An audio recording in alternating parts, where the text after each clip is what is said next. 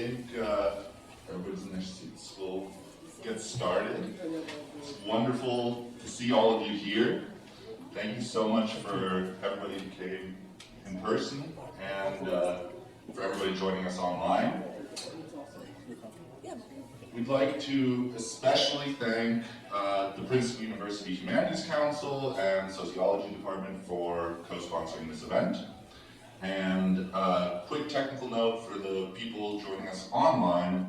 If you have questions, feel free to include those in either the Q&A function or the chat. I think we have both going on. Yep. And we'll monitor them throughout and then include as many as we can in the Q&A, which will also open up to everybody here and invite you to ask any questions that you have after the conversation. This event is for True Story, What Reality TV Says About Us by Danielle Lindemann. And it is my pleasure to introduce the two interlocutors that we have here tonight. I'm pleased to have Professor Shamus joining us. Shamus is a professor of sociology and American studies here in town at Princeton University. He's written on a diversity of subjects, most recently, along with Jennifer Hirsch, Sexual Citizens, Sex, Power, and Assault on Campus, which was named one of NPR's best books of 2020. But Shamus's work in general spans an array of sociological topics, including work on inequality, gender, and elites and their privilege. It's especially this breadth that makes him such an interesting discussant to join the author of tonight's featured book, Danielle Lindemann. Danielle is a professor of sociology at Lehigh University, just down the road in Pennsylvania, and we're so grateful to you for making the trek down here to Loudoun to join us for the event. Danielle's previous work is focused on gender and sexuality in her book Dominatrix, Gender, Eroticism, and Control in the Dungeon, which was published by University of Chicago Press in 2012, as well as questions of control, the institution of the family in its modern context, which she addressed in her more recent book, Commuter Spouses, New Families in a Changing World, which Cornell University Press published in 2019. So just briefly before I let them take it away, getting back to the book that we have in front of us, which is available to purchase online and also here. We'll have it on the way out. You can pick it up, have them sign it if you like, and then pay for it upstairs. As the title of Danielle's book implies, she implores the reader to view reality TV not as a quasi-fiction formulated for our viewing pleasure, merely there to entertain, but as the fundament for the investigation of deeper truths about who we are as individuals as well as a society. Danielle's work shows us how reality TV reifies and naturalizes the cleavages that structure our real lives along the lines of class, race, gender, and sexuality. At once viewed negatively as a product of an industry of culture that limits the possibility for the transcendence of these conservative, in the sense of conservation, norms, reality TV may also be the camera obscura flipping those very norms on their heads to show us in which direction we might move to overcome these conservative tendencies. But a book such as this is also required for us to take something as often derided and made fun of, honestly, as reality TV seriously enough to learn from. Luckily for us, it was, I found, immensely readable, and I'm thrilled. It's always a good thing to say about the books that we're reading, which they're enjoyable. I'm thrilled to turn it over to Shamus and Danielle to have the discussion about True Story, what reality TV says about us. Thank you.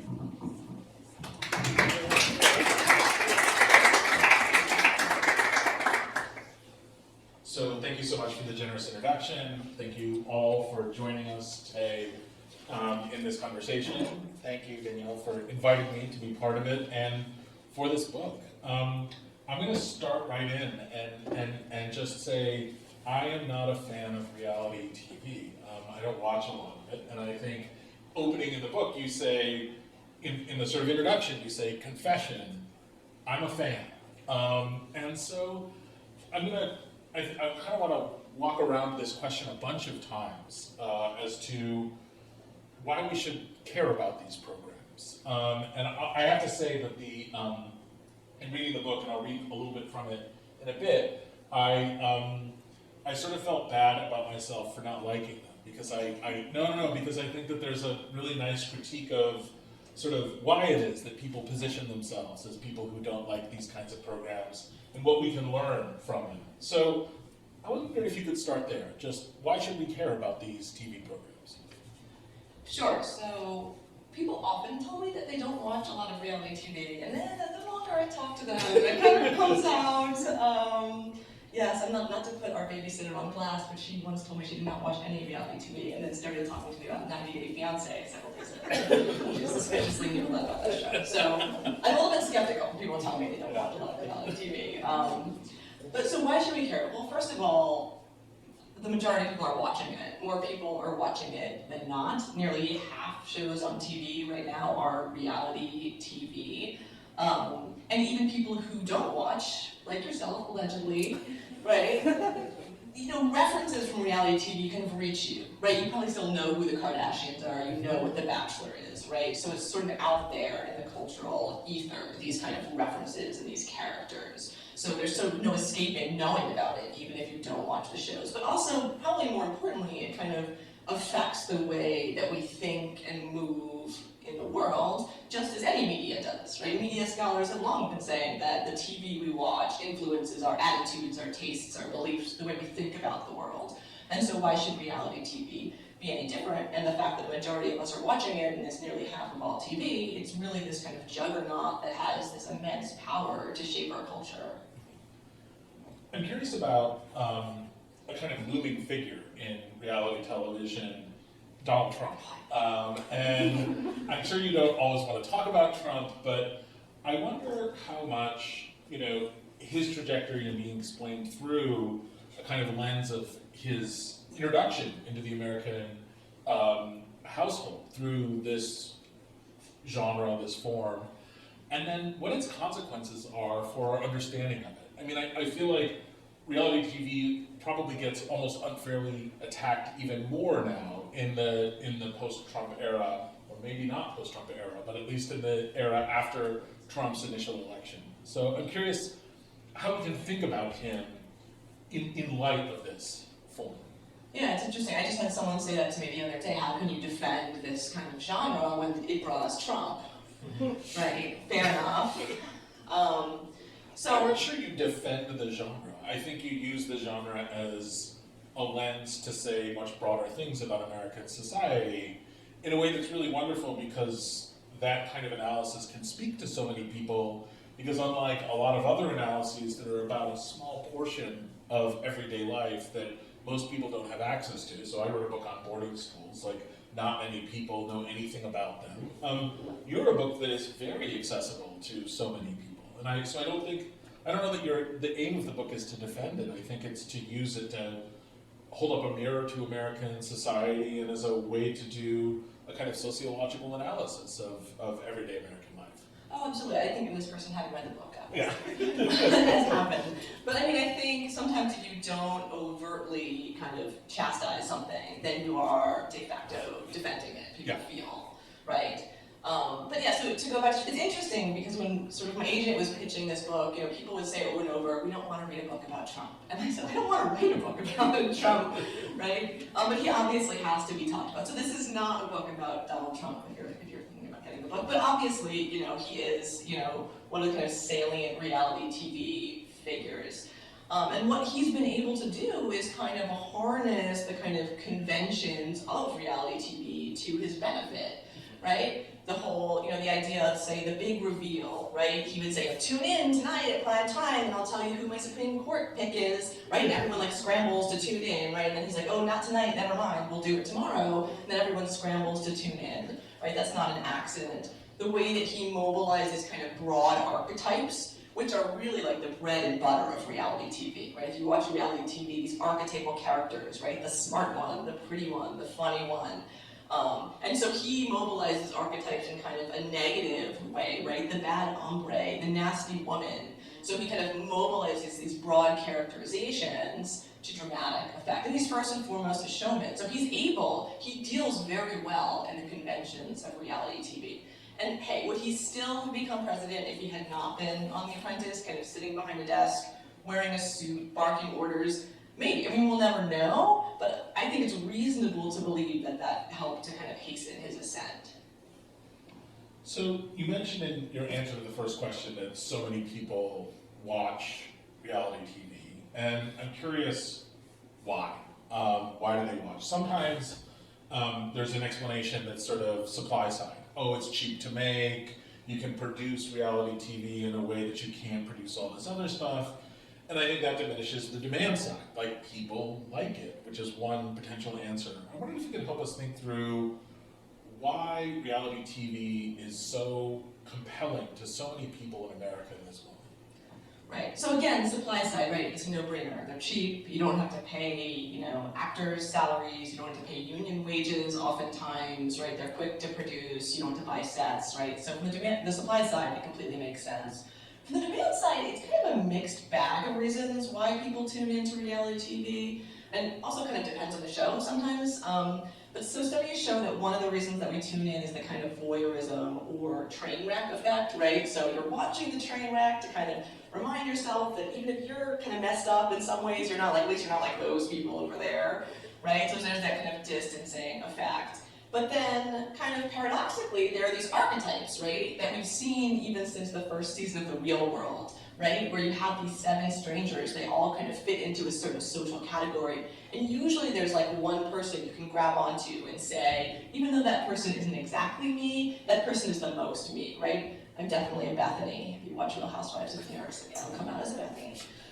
So you could grab on, so paradoxically, right, we're distancing ourselves from these people, but we're also kind of grabbing onto these archetypes. But also paradoxically, it's supposed to be this kind of guilty pleasure, where we're not supposed to really admit to watching it, but at the same time, it serves this kind of amazing communal and socialization function. We were actually just talking about this, especially during the pandemic, where, people, what did they have to do during the pandemic? They watched reality TV, and then they talked about it online with their friends. That's what you did. So it's interesting because it's this stigmatized form of media, it's this guilty pleasure, but at the same time, people are kind of socializing around it at the water cooler and online. I mean, I also think if we look at TV that is not reality TV, one of the very strong critiques of it is how it lacks diversity, or it lacks a range of American identities and people. And reality TV is not that. I mean, it's, in some ways, it gives different subcultures access to vision of people like them, or even caricatures of them. And I wonder if you think about, reality TV is providing a moment of representation for a broader America, that, if you think of, say, LGBTQ folks, it's so much more than Will and Grace, right? It pushes it so much further. And if there's something about the genre that allows for that, that you can't get on sort of standard television. Yeah, absolutely. I do talk about this in the book, how, reality TV has been historically more diverse than other forms of media. One of the things that people often focus on is that it's diverse, yes, but it's stereotypical. There are these stereotypical representations, and that's absolutely true. That's one facet of it that we shouldn't ignore. But at the same time, there is something to be said for representation. And reality TV was kind of on the vanguard of queer representation, going back even to the first season of The Real World, or even before that, in the 1970s, there was a quasi-reality show, American Family. There was a gay son in the family. So this was kind of revolutionary for TV to be doing something like this back in the 1970s. So, again, yes, sometimes representations of queer people on reality TV are kind of these stereotyped, kind of amped up representations, absolutely. But that diversity is there in a way that has not historically been there in other forms of TV. And, same thing with people of color, right? The representation of people of color on reality TV historically has been there in a way that it has not been there in scripted television. And again, yes, sometimes those representations are incredibly stereotypical. But again, there are a lot of scholars of color who come out and say, yes, but the representation itself is still important. So I bring a lot of those voices into my book as well. You said earlier that it's often thought of as a guilty pleasure, and I think of other kinds of guilty pleasures that people have, maybe with music that they listen to or books that they read. I wonder if you could help me sort of unpack this idea of what a guilty pleasure is, what the pleasure is, what the guilt is, and what that says about us. Yeah, absolutely. I mean, it's interesting because, people kind of often tell me, well, there's no like intellectual value to these shows. Well, first of all, wrong. But secondly, there is intellectual value if you know where to look. But secondly, there doesn't have to be intellectual value. Sometimes we just watch, consume things for pleasure, and that's okay. Like, not every bite of everything has to be nutritious for us. There's something to be said just for pleasure itself. But also there are, other forms of entertainment that are not, intellectual, right? Like sports. Right? I don't think people talk about watching football or mixed martial arts in that same kind of guilty pleasure sense, even though there isn't really much kind of educational, there's not like an educational nugget to grab onto with football. No shade to football, but it's sort of like reality TV in that sense, but I think it's interpreted very differently. And to me, one thing is, so the people on these shows engage in what we consider to be deviant or bad behavior, right? There are people who are like throwing wine on each other and hitting each other in their bags, and we don't want to be kind of contaminated by the behavior that's happening on the show, right? Which again is one of the things that draws us to the show, because we're not like those people who are doing those things. But I think also gender is so important here. The fact that this is a show a lot of people are watching, but more often than not, it's female viewers. More often than not, it's women on these shows. And we love to devalue cultural products that are related to women and femininity, right? Like, again, think about the books that are guilty pleasure. Probably chick lit, or the films that are guilty pleasure, chick flicks, right? Oftentimes, those things are gendered. So I think absolutely that's an element at play here. So, I said before I didn't watch a lot of reality TV. Now you're gonna. Well, I have two. I have one of my former PhD students. He's now he's a writer for the Tonight Show. Was on. There was a show with geeks who were. Beauty and the Geek. Beauty and the Geek. Nate Dern is his name, and he got his PhD at Columbia and wrote about comedy. And so he wrote for Funny or Die. And then another dear friend of mine named Rembrandt Duran, Remy, was on Are You the One? Which is Remy? Yeah, so Remy's one of my closest friends. Okay. And I have to confess I didn't see Are You the One, but I know that Remy, you talked about these archetypes. Remy in this show was kind of, he decided early on, even before he got on the show, that he wanted to be the person with the narrative arc of being like evil and then having redemption. And so he sort of recognized that like that was a major narrative arc in reality TV, and that it was the best arc to have. Because if you had other arcs, if you were the good person, you got boring at some point in time. If you're the pure villain, like you get a lot of attention, but eventually everybody hates you when you leave.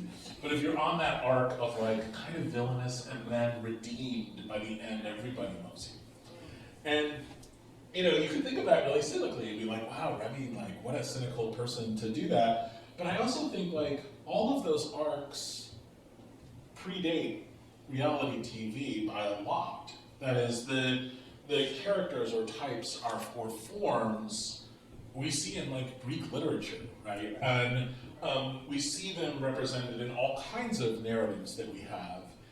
I'm curious if you think that's going too far. I don't think that you probably do. I'm also curious if you think there are new arcs or new sort of ways that we view people because we get this kind of intimate access, or presumably intimate access to homes or spaces or bodies in ways that we haven't seen before. That's interesting. I mean, I think in terms of the action on the shows, I think absolutely it's kind of playing on these age-old, we have to talk about simple stories in the book, right? These kind of age-old story types where there's the villain and the victor, and there's a simple resolution and everyone goes along with it.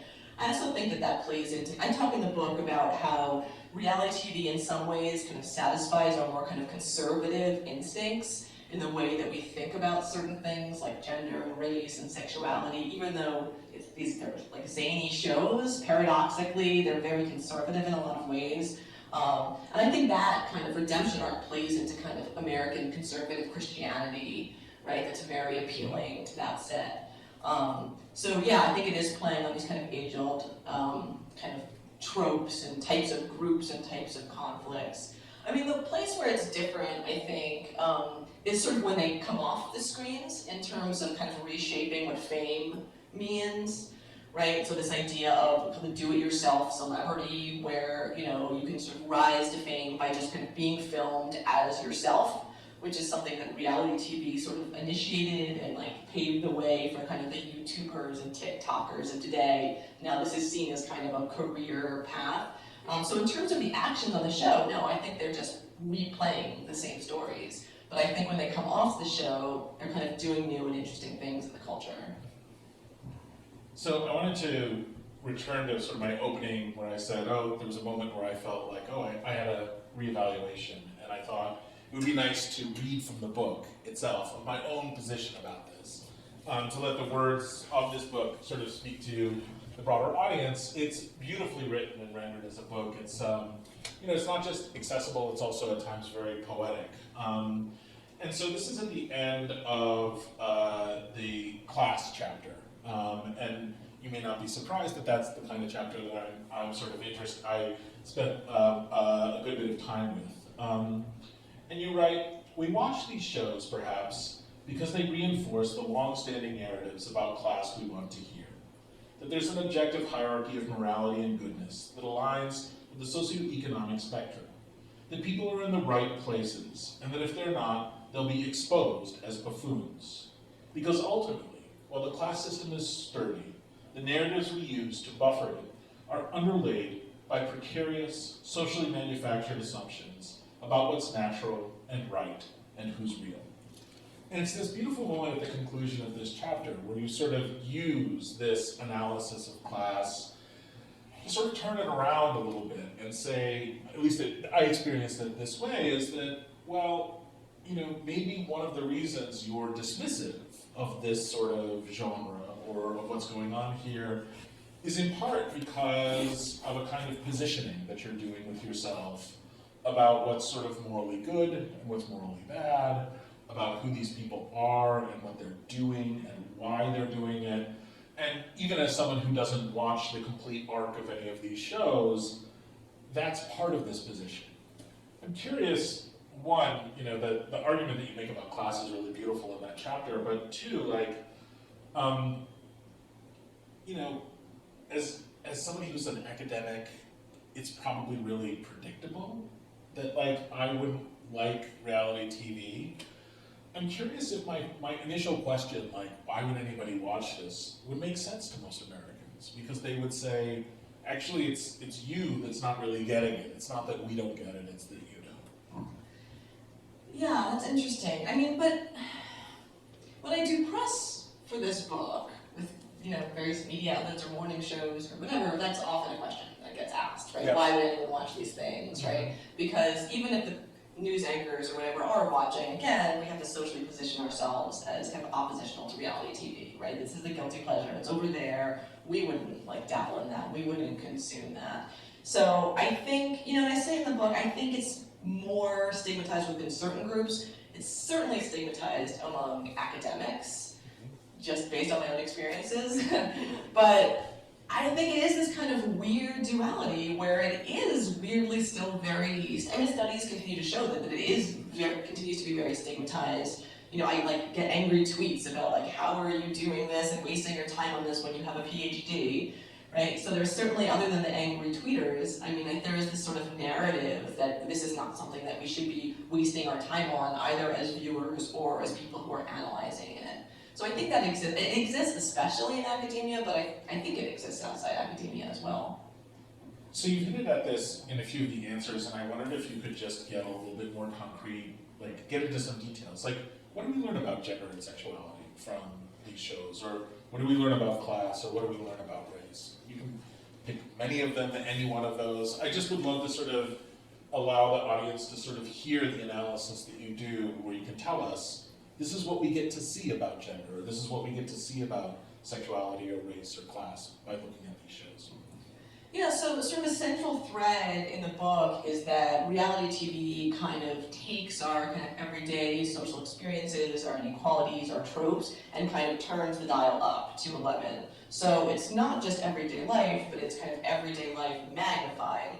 And I sort of drawn Judith Butler here, by looking at kind of everyday life magnified, we can really better see it. We can kind of, by tracing the contours of these caricatures, we can come to a better understanding of ourselves. So, for instance, in the realm of gender, right? A lot of people are doing gender on reality TV in kind of dragged up ways, not all of whom are literal drag queens, but some of whom are literal drag queens, right? So like take the women on The Bachelor who, are performing gender in a very kind of amped up way, right? They have, hair done, faces full of makeup, eyelashes out to here, wearing bedazzled ball gowns at 10 a.m., right? They are really doing this magnified performance of femininity. But by kind of looking at and analyzing their performances of femininity, you can see the way that we all are doing our own performances of femininity in our daily lives in these kind of more muted ways, but ways that still exist nonetheless. So sort of an amped up production of gender. I have seen Lip Sync Challenge, which is not a reality TV show, and is it or isn't? I guess what's the bounds of reality TV? Is that a TikTok? It's like a thing. It doesn't like something like Jimmy Fallon does, where it makes people do lip syncs. Oh, lip sync challenge. Yeah. Oh yeah, lip sync challenge. Jimmy Fallon reality. I would probably say no, not really. Yeah, I mean, so part of the reason I sort of asked about it is that there's some sort of in our academic terms we would call it like a symbolic boundary that people put up between reality TV and other TV that portrays real people performing tasks that they get, say, judged on and evaluated for. And I'm curious what that boundary is. Like, what's the boundary between reality TV and other TV that is real people doing things that are similar to what reality TV does, but isn't it? And Lip Sync Challenge, I always think, is like the appropriation of drag culture by heterosexual people, right? It's basically a drag show, but they're straight, so they get to do it in a different way. But I'm curious for you, like, what is the bound of reality TV show? Like, why isn't Johnny Carson? Why wasn't that reality TV? And what's the thing that defines the kind of form? Yeah. So I mean, as I say in the book, reality TV is a social construct, and of course, as we all know, social constructs tend to be hazy because they wouldn't exist without the meaning that we give to them. So the boundaries of reality TV are hazy. It seems like people can generally kind of agree that it's TV that is theoretically unscripted, even though in reality some scripting may take place. It features people who are performing as themselves, and its primary purpose is to entertain rather than inform. So something like the news wouldn't be on reality TV. But then there are certain strains of reality TV that I didn't discuss, like sports would technically go under that, right? But we don't technically think about that as reality TV. And then other people kind of put other constraints on it, like it needs to have like a serialized structure where it's multiple episodes and there are plot arcs happening over the episodes. It needs to have conventions like the talking head, where they're interviewing the person about what's happening on the screen, and that's true as well. But people kind of create these kind of hierarchies of reality TV, right? These kind of garbage hierarchies, to kind of, again, socially distance themselves from the more kind of distasteful that they see forms of reality TV, right? So there's kind of a spectrum from the like anodyne HGTV shows that play innocuously in dental waiting rooms across America to, Snooki and JWoww, moms with attitude. Would I put that at the very end? I don't know. Right? But there's certainly people have this hierarchy in their mind. And I mentioned earlier, a lot of people say, I don't watch reality TV. A lot of times they're talking about, they say, well, I don't watch the Kardashians, I don't watch the Real Housewives, but they still watch like America's Got Talent or competition shows. So there is some sense that if you're learning something, especially if you're watching someone who has a skill, it's not quite as distasteful because it has that kind of overt educational value to it. Yeah, I mean, this was going to be my confessional moment of reality TV I have watched, which is probably going to be very predictable, which was like the PBS Frontier House, 19th Century House. I don't know if any of you watched those. The one that was like the upstairs downstairs house. So those were 3 shows I watched and found very enjoyable. And I did have this moment in reading it being like, oh, I never classified that as reality TV, but of course it is. It's like, I mean, in some ways it's people playing a role. It's a little bit different because they have to be a butler or they have to be somebody out on the frontier. But it's a reality television show that also has the like front stage of their performance and then the backstage of like the interviews and figuring out who the people are. And it was a sort of eye-opening moment for me as I thought like, oh, you're just trying to keep a distance between yourself and the Kardashians. Yeah. Yeah. It's well put. I wondered if like, is this good or bad? You know, in the coarsest sense possible, or is it just is? Yeah, I mean, so I started the book with this kind of quote by Zimmel, which, right, the sociologist's job is neither to complain nor condone, but only to understand, right? I mean, in the end of the book, I might be complaining about some things like the racism inherent in reality TV, and so be it, right? But I really wanted to look at these shows, again, kind of as text and what they can teach us about ourselves, which I guess to some people makes it seem like I'm defending the genre, but I'm just looking, again, just kind of looking at it as text. But I think, research shows that there's like a little bit of column A and a little bit of column B, right? I mean, reality TV, it perpetuates these kind of worst stereotypes. It like shows us the worst of ourselves, right? Our racism, our sexism, our heteronormativity, our classism. But I think in showing us those things, it can really help us learn about those things about ourselves that we might want to change. And there's also research that shows that reality TV has some positive effects. Going back to, again, the early days of the real world, if you look at someone like, does everyone remember Pedro Zamora? That's so old school. Yeah, from, one of the first seasons of the real world, he was this gay man living with AIDS, and he was, for many people, kind of the first gay person that they got to know. When he passed away, then President Clinton said he'd given AIDS a very human face, right? And he really kind of brought awareness, and he was shown as this kind of whole person, foibles and all of his different relationships. And so that's something that reality TV brought to us. Another study showed that the show 16 and Pregnant has been associated with reduced teen pregnancy rates. They actually established a causal link there. So I think that what these things show is that there is immense power in reality TV. There's the potential for reality TV to kind of do good, especially if you know where to look. So I want to take a step back from the book for a moment and just ask you about your decision to write it and how you decided to write it. There's a version of this book you could have written, which would have been like your previous two books, much more academic in their orientation, where the Judith Butler would be more foregrounded, where you would have talked way more about front stage, backstage. I could see a Borgesian analysis of a lot of what you talked about. You chose not to do that. And I'm curious why you made that choice, what you felt the trade-offs were. Why did you choose to write this version of this book rather than another one that might have been back with Cornell University Press or Oxford University Press or something like that? Yeah, I think, and I was mentioning this to you earlier, I think historically sociologists have not been very great at kind of engaging with broader publics. Would you say that's fair? Like, certainly, when experts are called for, it's always like ask the economist or ask the political scientist. It's never, and I think that's changing, but it's not something that I was really taught in graduate school, although you were one of my professors in graduate school. You were on my committee. But I think that sort of the idea that we should be kind of like disseminating our work, we should be engaging with broader publics, we kind of maybe turned a corner on that. And I kind of always wanted to write a book where it kind of make sociology more available for kind of mass consumption. So, you're reading this book about reality TV, but then you're going to learn about like Zimmel's dyads and triads on the way. You're going to learn about Bourdieu, you're going to learn about Judith Butler, kind of along the way. So it was interesting because I had been teaching a course at Lehigh University called Sociology of Reality TV, where we pair episodes of reality TV shows with classic sociological readings. And I had just gotten tenure, and then a week later, this literary agent reaches out to me, and she says, we're looking for someone, we'd love to someone to write a book on sociology of reality TV. Is that something you'd be interested in? And I was like, yes. That is, because I had just gotten tenure. But if I hadn't just gotten tenure, I might not have gone and read the trade book. right?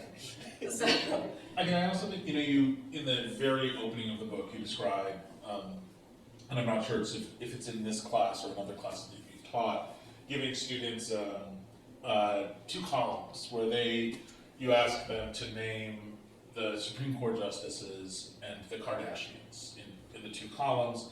And I think you say, like, almost in this huge class, 1 or 2 people could name all of the 9 Supreme Court justices, and nobody named more Supreme Court justices than Kardashians. Is that accurate? yeah, pretty standard. Pretty standard. And so this was really interesting to me, and you could read that as like, oh wow, it's an indictment of the American education system, but you can also read it as like an indictment of what we do in a classroom, where often we give students materials that are very inaccessible to them and expect them to use those in order to generate conceptual understanding of the world.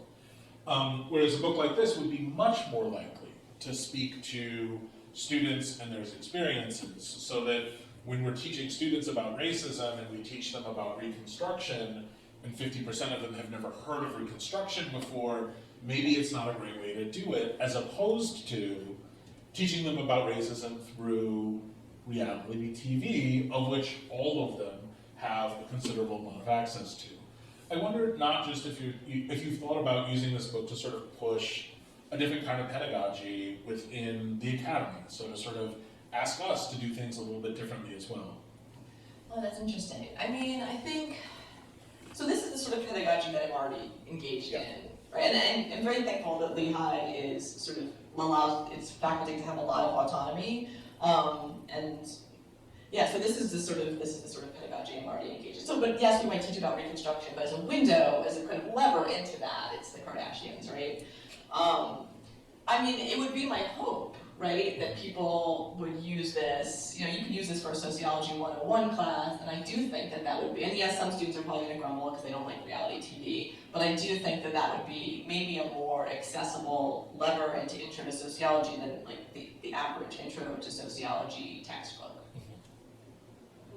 Absolutely. Well, I wondered if we might open this up to Q&A at this point. There's been a lot of me talking, and I'm sure other folks here have lots of questions as well. So I think I need to take back one. Yep. I think I'm the least important one. Oh, shit. Thank you so much. This is very engaging. I was scribbling away, so I'm sure there are some other questions, maybe online or in the room. I think the best way to do it, is just raise your hand, I'll come with the mic, and then you pose a question, and we'll go from there. So please. So I won't even pretend not to watch reality TV. And one thing I've noticed, and I was wondering if you noticed this or talked about this in your book, is that if you look on Netflix, a lot of the shows are becoming more international now. So there's a lot of like Love is Blind Japan or India. So how do you see this kind of playing out internationally? Do humans everywhere love reality TV? Yeah, that's such a good question. So in the book, I mainly focus on a U.S. context, mainly because that's the TV that I, grew up watching and mainly still watch, and also because mainly that's the kind of sociology that I know the best. But absolutely, I've seen that too. There was that like Indian dating. Did you see that one? Yeah. Oh no. No, you didn't. No, exactly. Only if it was on PBS, right?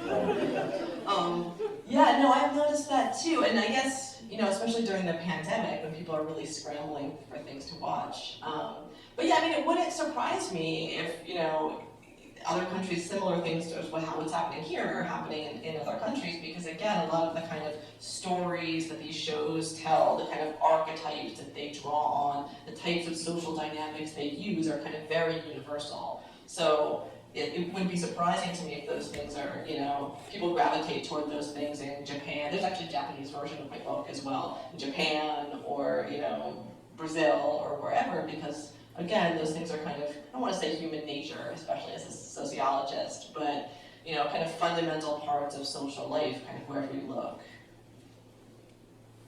Oh, I'm not calling people. Hello. I'm curious, so I definitely watch reality TV shows, and it seems like it's changed to be more dramatic and more overproduced. So I wonder, where do you think it's going? What is it gonna look like 10, 15, 20 years from now? Because there's only so much drama we can all take. Yeah, that's a really good question. Yeah, it's certainly become more produced, more scripted, right? People are now have a keen awareness of the shows, like your friend Remy, right? The shows that they're signing up for, the parts that they're gonna play. I think that that's gonna continue. I think we're gonna probably see more of a shift toward those kind of more DIY reality TVs, like TikToks, the YouTubers, because why even have that middleman now when you can just go to TikTok and people can watch you directly on TikTok. They don't have to wait for the show to be produced for another season. So I think we're gonna see a huge shift in that direction, whatever social media platform comes next. I can't even pretend to know. But I do think that kind of old school reality TV is still always going to be out there, as long as it's profitable for the networks and as long as people tune in. It doesn't seem like there's any slowing down at the moment.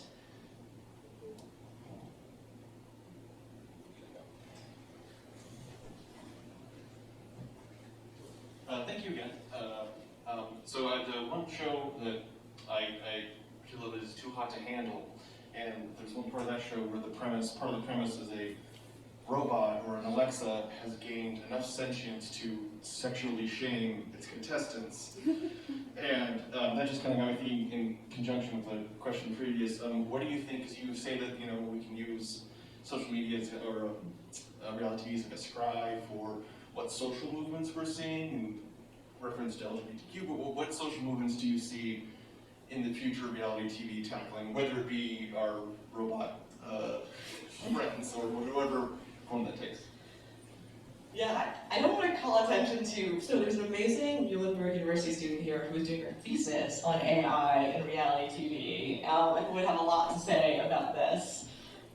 Hi. I don't want to put her on the spot. But it's interesting, so one of the things that you pointed out about that show is that it's not really AI, though, right? It's just a person behaving as though they're a robot, but they're not actually harnessing and implementing AI in these shows. Yeah, it's entirely producers. Yep. Really? Yeah, I'm sorry, Dr. Lindemann and I had talked about this previously, but I'd love to hear your opinions on this as well, because it is very interesting of why they're doing that and what it means when it's very much portrayed real, and yet a little research shows that it's very much just producers.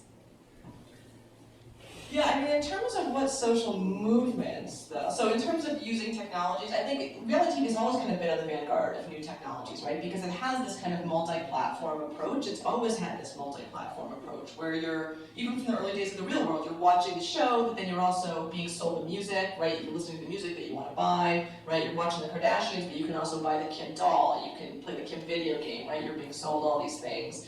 And especially with its connection to social media, right? So it's always kind of implemented new technologies in interesting ways. So I imagine, and I said this to you, I imagine whatever new technologies come up, TV is going to figure out a way to monetize it and harness it.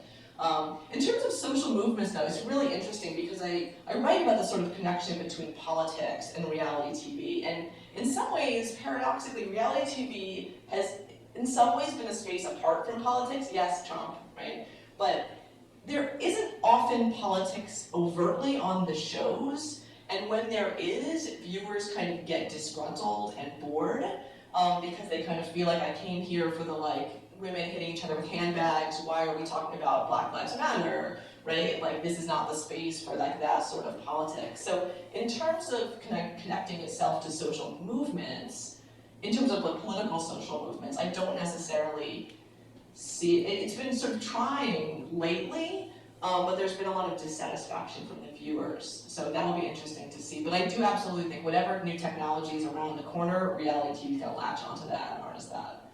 Does that kind of answer your question? Yeah.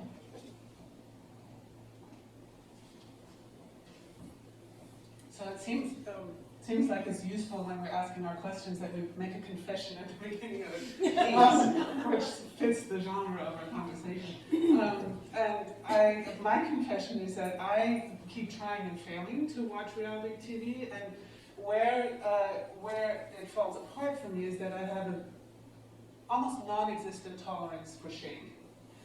And it turns out if you don't tolerate watching shaming, there's not a lot of reality TV that you're going to watch. British Baking Show is great, right? Iron Chef is intolerable. You see? And so there's a real difference between judgment and shaming, right? And I'm just wondering if you have thoughts about the prevalence of shaming and its implications, its sort of cultural or sociological roots and implications in the genre. Yeah, absolutely. So first of all, not everyone has to watch reality TV or like reality TV. Certainly, I mean, in some ways I'm an evangelist for reality TV, but not in the sense that I think everybody needs to be watching it, in the sense that I think everybody has kind of something to learn from it about kind of ourselves as a culture. But I sort of say in the conclusion, you know, I don't get into issues of kind of morality in the book, because it's sort of not my wheelhouse as a sociologist. I think a philosopher could write an amazing book about reality TV. I do say that, you know, even though I am a fan, I am often uncomfortable with reality TV for very much that reason, right? That and additional reasons, right? The fact that there are these kind of racist tropes that you see on these shows, that, you know, they're plying people with alcohol often past the point where can they really consent to being filmed, right? I think there are a lot of kind of moral issues that come up with the filming of these shows. So I think you're right on for kind of recognizing that these shows do kind of rely on this kind of public shaming that people are signing themselves up for. Right, at this point they kind of know, right, like they know, right, what they're getting themselves into.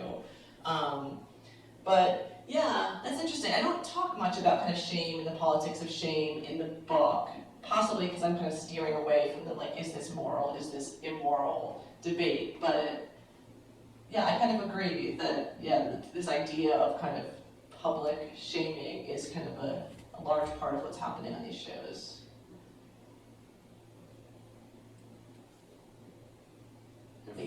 Yeah, I was gonna just say, if there's no others right now, I actually also have a question, and I'm gonna take having the mic in my hand already as enough of a reason to ask it. I really thought, and I like that you touched on it, that the sports aspect, I mean, I'm crazy about soccer, so I watch a ton of soccer, and the way that we've been talking about reality TV now, tonight, does sort of, there are a lot of similarities. So I think on the one hand, there's something that sports today are learning from reality TV in the way that they market themselves, the narratives that they write, the characters that they create, the arcs that are, you know, part of it, and is serialized already in the sense that it's always been seasons, right? And there are points, there are competitions, there's all of that.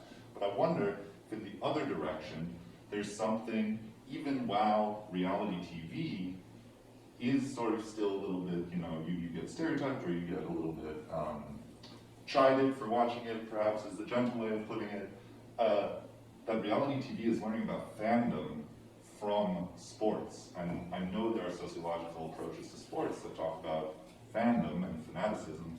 I just wonder if you see any of those similarities with the viewers of reality TV. Are they fans or are they just viewers? Interesting. I mean, you certainly point out some similarities between the two, right? I don't know enough about sports or the sociology of sport, I think, to give that a thorough answer.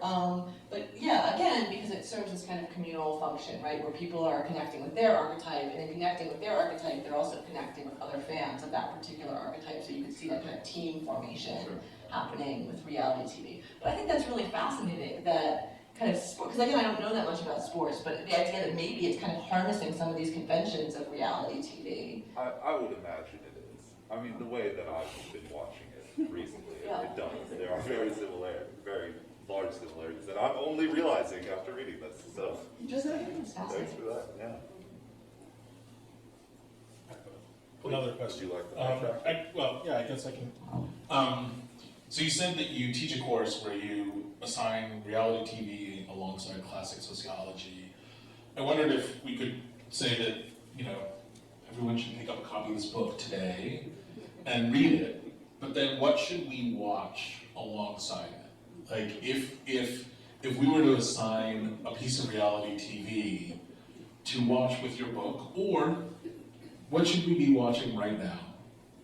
I like this. It's like a wine pairing. Yep. Yeah. Well, so first of all, again, I want to reiterate, not everybody has to watch or like reality TV. Absolutely. You know, people tell me almost apologetically that they don't like or watch it. You know, you don't have to. Okay, so what to watch or read alongside it? I mean, I think for each chapter would be different. So I would start with C. Wright Mills as the sociological imagination, because that gives you a sense of, you know, how to think sociologically, how to make connections between the individual and broader society, and how those two things are interlinked. For the gender chapter, probably RuPaul's Drag Race, because again, it's this kind of hyped up, amped up performance of femininity, but then that we're all kind of doing in our everyday lives as well. The class chapter, you could do a duo. Here Comes Honey Boo Boo for the one end, and then maybe Real Housewives for the other. Which Real Housewives? New York. Yes. But yes, that's interesting in terms of, there's the Bourdieusian analysis coming in, right? Really happy to us, yeah. Let's see, race. Probably one of the Real Housewives of Atlanta episodes, I would say, for race. Yeah, so I think those are interesting. Yeah, I'd love to see a like pairing guide. Yes, that's such a good idea. I'll talk to my press about that. All right, well, I think on that apt question, we'll end it. And thank you again so much for coming and talking to both you, Danielle, and Shamus. Thank you so much. And thank you, everybody else who was here to join us tonight. Thank you for having me. Thank you.